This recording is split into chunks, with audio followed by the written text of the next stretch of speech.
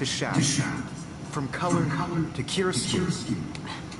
Now, can you give me an example of a photographer who perfectly captured the human condition in black? I didn't fall asleep, and that sure didn't feel like a dream. Weird. Diane Arbus. There you go, Victoria. Why Arbus?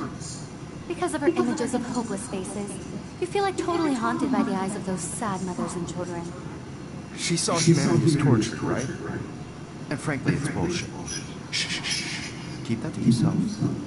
Seriously though, I could frame any one of you in a dark corner and capture you in a moment of desperation. And any one of you could do that to me. Isn't that too easy? Too obvious? What if Arbus chose to capture people at the height of their beauty or innocence? She had a brilliant eye, so she could have taken another approach. I have to admit.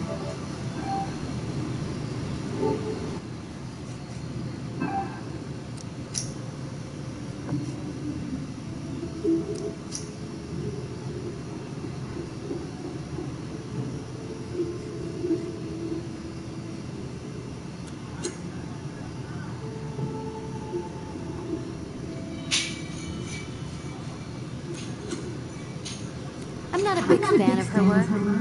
I prefer Robert Frank. Me too. He captured the essence of post-war beat America. And there was honesty about the economic conditions of the era, but a beauty in the struggle. You don't have beauty without a beat. Which explains why Frank was Kerouac's photographic muse, and both were the great chroniclers of the 1950s. Well, we've all seen that iconic shot of Kerouac on the balcony. And if you haven't, shame. Capturing the romantic urban solitude of the 20th century poet. You did. Now, contrast Frank's stark Americana with Salvador Dali's surrealist photographs. Like Cocteau, he was a true Renaissance man. And his famous self-portraits are famous early examples of that truly awful word you pesky kids love so much. The selfie. And it's a great tradition, and I wholeheartedly fight for your right to self-expression. Or selfie expression. Sorry, I know. So if anybody wants to question the portrait as modern narcissism, they could go back hundreds of years to blame society. Speaking of questions, I bet you thought I'd talk all the way until then. It's your turn to lecture us.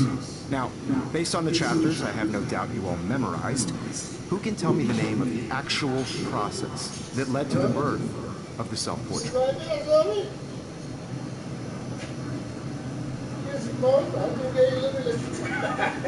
Anybody?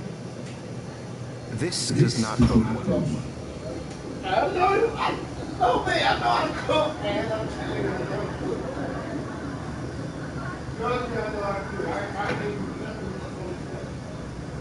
Just jump right in with an answer.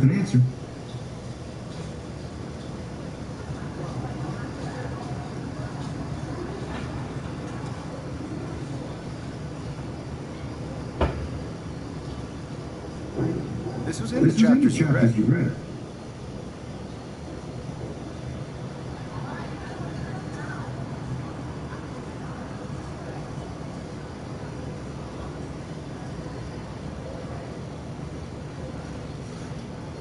You did read the chapters, right?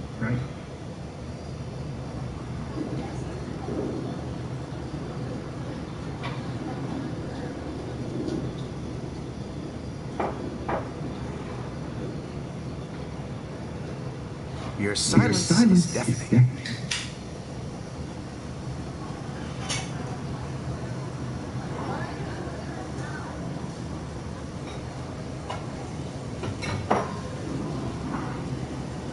If this were a photo, I'd call it a still.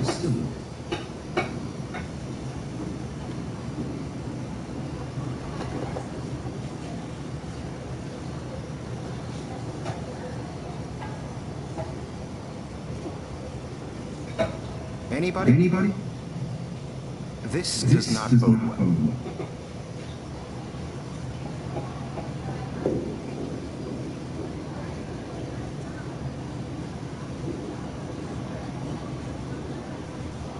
Just jump right in with an answer.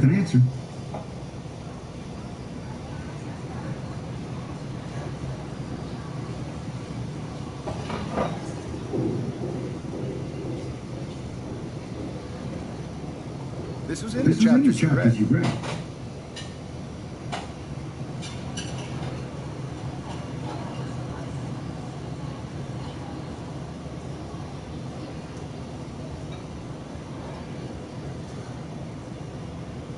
You did read the chapters, right?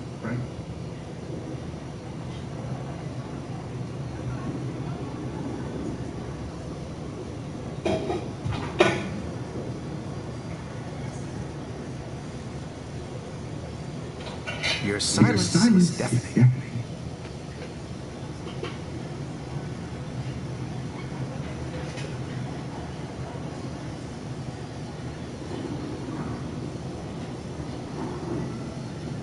If this were a photo, I'd call it a still life.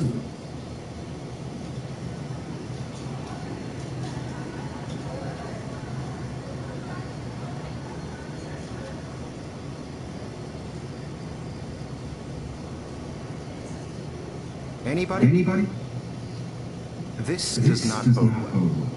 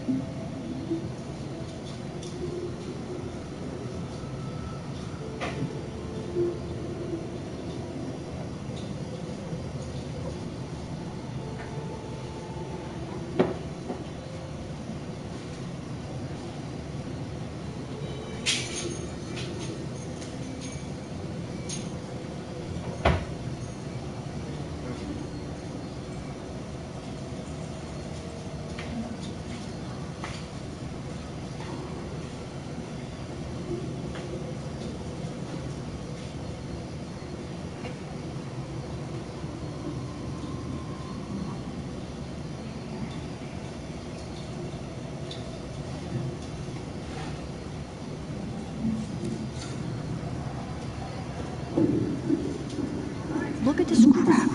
How can I show this to Mr. Jefferson? I can hear the class laughing at me now.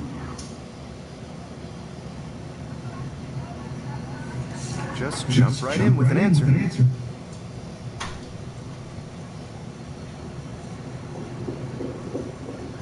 My little camera bag is battered, but still kicking. This was in If anybody else looked at this, what would they think?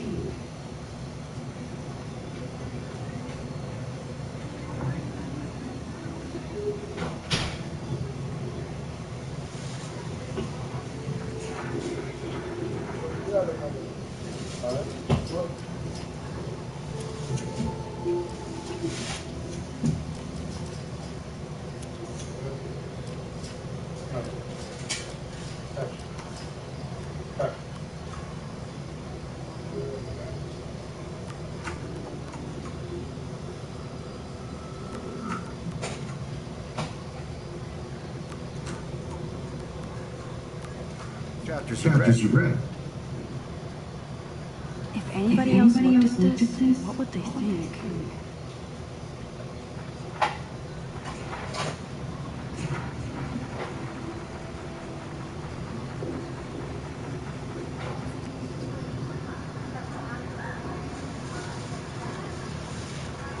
I do love my analog camera. I should take a quick picture now. You did read a chapter. I believe Max has taken what you kids call a selfie. A dumb word for a wonderful photographic tradition. And And Max has a gift. Of course, as you all know, the photo portrait has been popular since the early 1800s. Your generation was not the first to use images for selfie expression. Sorry, I couldn't resist. The point remains that the portraiture has always been a vital aspect of art and photography for as long as it's been around. Now, Max, since you've captured our interest and clearly want to join the conversation, can you please tell us the name of the process that gave birth to the first self-portraits?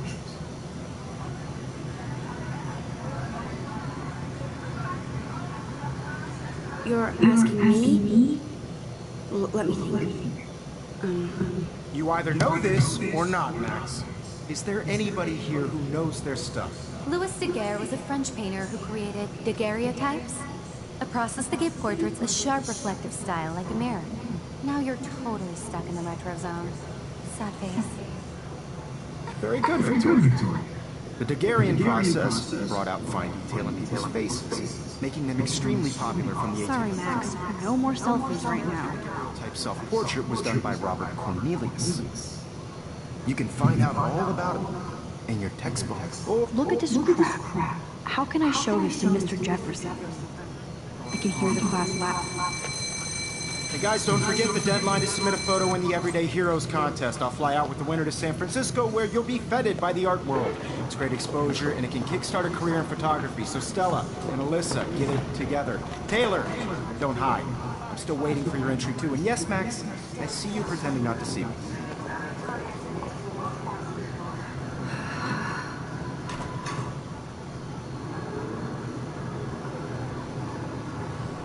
Victoria doesn't waste a second kissing ass. You're submitting your photo for the competition every week in class. I just worked so hard in the shot, and I'm sure you know what it's like.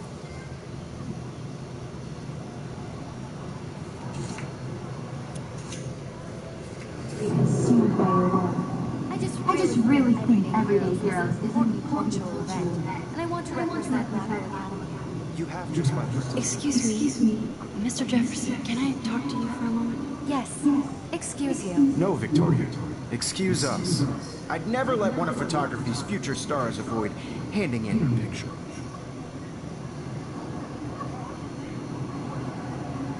Do I have to? I just don't think it's that big a deal. Max, you're a better photographer than a liar.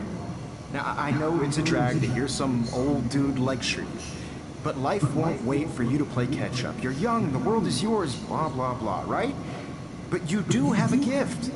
You have the fever to take images, to frame the world only the way you envision it. Now, all you need is the courage to share your gift with others. That's what separates the artist, the amateur.